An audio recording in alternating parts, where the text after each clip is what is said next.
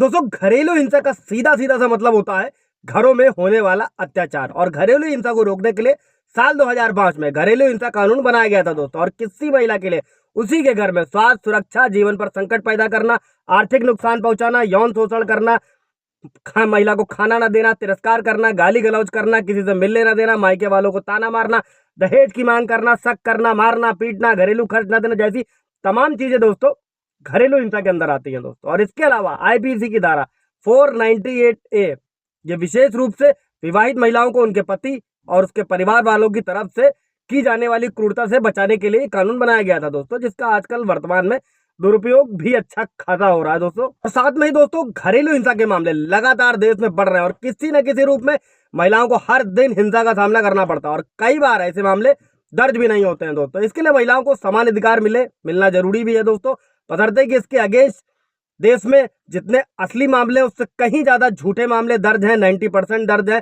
जिन्हें आए दिन कोर्ट रद्द कराती है, जिनको लेकर कई सारे मेरे व्यूवर्स का भी सवाल रहता है कि सर अभी एक क्वेश्चन मैं वीडियो इसलिए बना रहा हूँ क्योंकि अभी एक व्यूवर्स का भी सवाल था कि घरेलू हिंसा का प्रोसेस क्या है, क्या होता है, उसको मैं नेक्स्ट वीडियो में समझाऊंगा दोस्तों। और 1 जुलाई 2024 से पूरे देश में नए कानून लागू हो रहे हैं, उन्हीं कानूनों के तहत धाराएं चलेंगी, उस पर भी वीडियो बनाया हुआ जाकर आप देख सकते हैं दोस्तों। इसी के साथ में अगर किसी के पास भी कानूनी लड़ाई लड़ने के लिए पैसे नहीं है और अपना केस लड़ना चाहते हैं, मुफ्त विधिक सलाह चाहते हैं, तो आप नालसा की वेबसाइट पर जाकर ऑनलाइन अप्लाई कर सकते हैं।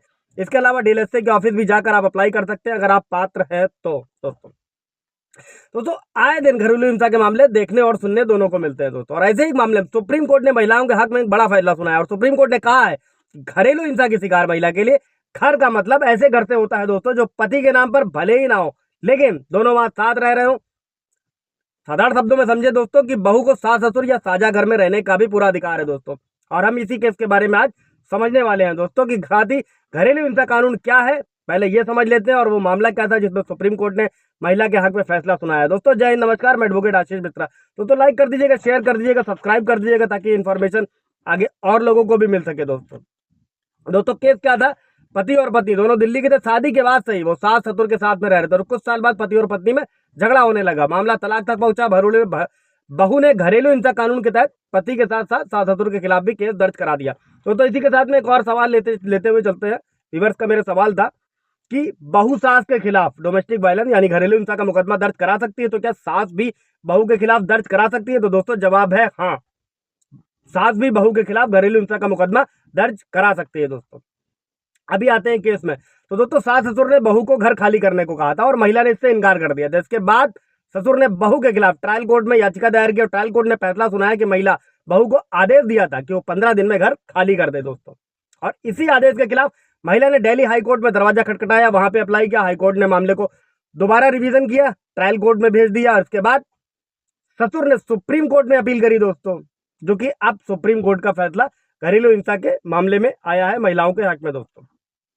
तो दोस्तों सुप्रीम कोर्ट ने यह कहा था कि घरेलू हिंसा अधिनियम 2005 की धारा 2 के सबसेक्शन एस में पति के साझा घर यानी शेयर हाउस होल्ड की परिभाषा दी गई है दोस्तों। और इसी धारा के तहत कोर्ट ने महिला को राहत दी थी दोस्तों। और इसके अनुसार इसमें होता क्या है धारा के तहत दोस्तों, हिंसा के बाद घर से निकाली गई महिला को साझा घर यानी ससुराल वालों के घर में रहने का अधिकार होता है दोस्तों। सुप्रीम कोर्ट ने फैसले में क्या कहा था कि घरेलू हिंसा कानून की धारा 2 के मुताबिक साझा घर का मतलब केवल उस घर से नहीं होता है दोस्तों जो संयुक्त परिवार का हो, जिसमें पीड़ित महिला के पति का भी हिस्सा हो। इसमें वो जगह भी शामिल होती है जहां महिला घरेलू संबंधों की वजह से अकेले या पति के साथ कभी रही हो दोस्तों। और ऐसे घर भी इसके दायरे में आते हैं।